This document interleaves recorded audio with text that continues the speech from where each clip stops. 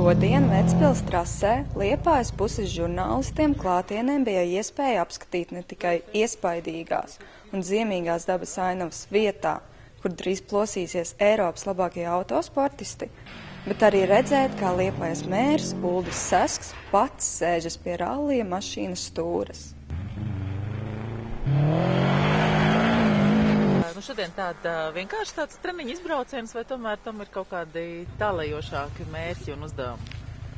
Varētu teikt, ka vienkārši treniņu izbrauciens, iemēģinot, vai faktiski aklimatizējoties rallija mašīnā pēc vairākiem gadiem, jo arī daži tādi rallija organizatori ir mūs aicinājuši ar Gunāru Franci kādā sacensībā piedalīties, un mēs tā viegliprātīgi nemēģinājām to darīt un uzreiz atbildēt jā vai nē, bet no sākuma tā kā pamēģināt ar sporta mašīnu izbraukt kādā slēgtā trasē. Šeit vien kolosāla iespēja Vecpils trase, un tā pie reizes uzaicinājām arī dažus jaunus cilvēkus no Liepājas teātra, kurus izvizināt, kur arī viens no aktieriem ir ar autosportu kaut nedaudz, bet bijis saistīts un interesanti, un līdz ar to pārbaudīt arī tos spēkus, vai mēs tā kā esam gatavi piedalīties sacensībās.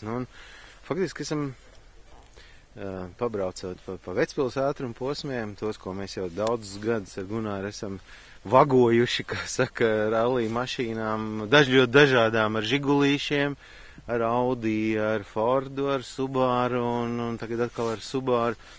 Un šie ceļi šajā ziemā, viņi vienkārši, tā kā lai saka tādā rallija valodā, viņi vienkārši ir tik interesanti braukšanā, un grāviem ir aizsniguši vāki, un saulains un ciets tas segums, un faktiski braucot ar speciālām sporta ziemas riepām, mašīna vadās tā kā ļaujās tādai mašīnas dejai.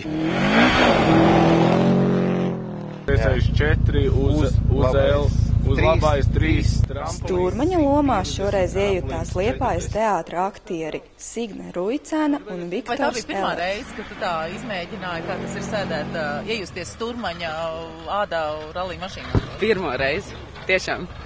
Gan ar visu kartes lasīšanu, gan ar pieredzējušu braucēju blakus, un pati kā pasažieri šādā mašīnā pirmo reizi. Bet sajūtas ir kolosāls. Es par to jau baidījos dažas dienas pirms, bet pilnīgi nepamatoti. Kāds bija tās sajūtas? Ārkārtīga paļaušanās un drošības sajūta, ka meistars zina, ko viņš dara. Un rūpējas par to, kā otrs jūtās. Tā kā otro reizi, kad es braucu, man bija jautājums, var lūdzu ātrāk? Man ir tā laime bijusi šogad. Pēdējais, kas man bija, tas ir Kurzemes rallija ietveros. Supersprintu nobraucām, pateicoties draugiem, kas man izīrēja tehniku. Un viss tas aizsākās jau kādus gadus 7 atpakaļ, kad iepazinos ar Latvijas sporta meistaru krosā Māru Druvu. Un tad lēnā garā uzbūvējām pirmo mašīnīti, ar ko braucām. Un tad kāds laiks bija, kad nebraucu vairs, jo tā mašīna aizgāja naglās, ātrums bija lielāks nekā meistarība. Tas ir adrenalīnam vairāk, vai kā tas ir? Es nezinu, man liekas, ka tas jau no bērnības ar visiem brālēniem un opapiem, kas ir kaut kur sportiski saistīti ar tehniku bijuši, un tas laikam ir asinīs. Un, protams, ja man atļaut izvēlēties ar kādu sporta veidu nodarbotos, noteikti tas būtu autosports, bet laika resursi un materiāli resursi, protams, dara savu, bet hobija līmenī tas man ir palicis, un es pat esmu ļoti priecīgs. Kāds šodien bija izjūtas? 2 braucieni, pilnīgi savādāki. Pirmais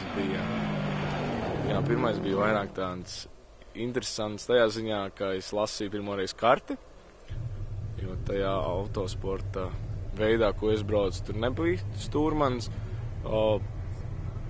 Bailes nebija vispār, jo bija tikai koncentrēšanās kārte līkums. Un es sapratu, ka tas nav ļoti viegli, un tāpēc cepu nost visiem Latvijas stūrmaņiem. Bet ir ļoti interesanti, un otrais brauciens, jā, tas jau vairāk tāds sirdī un ar pieredzējušu pilotu, laba tehnika, jauks laiks, ko vēl vairāk. Uldis Sesks paziņoja arī kādu jaunumu, proti, kopā ar Gunāru Franci viņš nolēmis pats piedalīties Eiropas čempionāta 2. posmā. Vai Liepājas mērķis ar savu ilgadējo stūrmani Gunāru Franci piedalīsies Eiropas čempionāta posmā Liepājā, kas, Liepāja Ventspils? Faktiski mēs šodien esam pieņēmuši tādu lēmumu, ka mēs piedalīsimies Eiropas čempionātā Liepāja Ventspils. Tas nav mūsu pirmais Eiropas čempionāts, mēs esam 1988. gadā, 89. gadā. Mēs esam piedalījušies Bulgārijā Eiropas čempionātā, pēc tam arī esam braukuši tādu autorallī kā Rallija Barum, tas ir Čehijas lielākais autorallijs.